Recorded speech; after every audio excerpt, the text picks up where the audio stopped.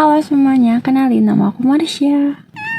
Kalau suatu hari dunia kehilangan kucing, kira-kira hidup kita bakal berubah nggak ya? Aku baru selesai baca buku ini, Jika Kucing Lenyap dari Dunia.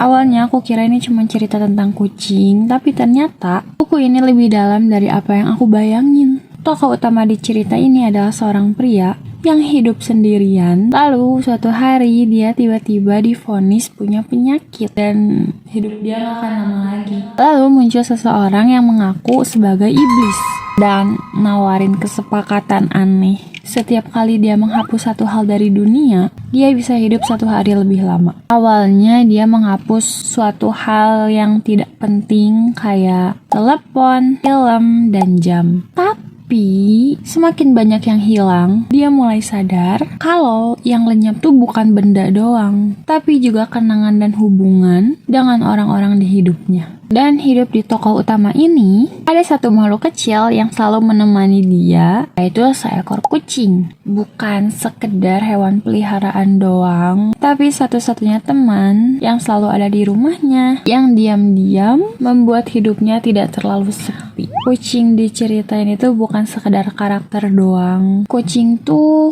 kayak simbol dari hal-hal sederhana yang sering kita anggap biasa-biasa aja, tapi sebenarnya membawa arti besar dalam hidup kita. Kehadiran makhluk kecil kayak kucing bisa jadi alasan kenapa kita pulang ke rumah dengan cepat, dengan senang. Jadi ketika buku ini bertanya, bagaimana jika kucing lenyap dari dunia? Mungkin yang sebenarnya ingin ditanyakan adalah bagaimana kalau semua hal kecil yang memberi warna pada hidup kita tiba-tiba hilang. Dan ada quotes juga dari ibu pria ini yang katanya tuh gini, untuk memperoleh sesuatu kita harus kehilangan sesuatu. Ada betulnya juga ya. Dia ingin menambah 1 nyawa, tapi dia juga harus kehilangan 1 hal. Lalu ada juga, kalau kita selalu bersama kucing, lama-lama kita paham bahwa sebenarnya bukan manusia yang memelihara kucing, melainkan kucinglah yang mendampingi manusia. Kadang yang bikin hidup lebih berarti itu bukan suatu hal yang besar, tapi hal kecil yang selalu diam-diam ada.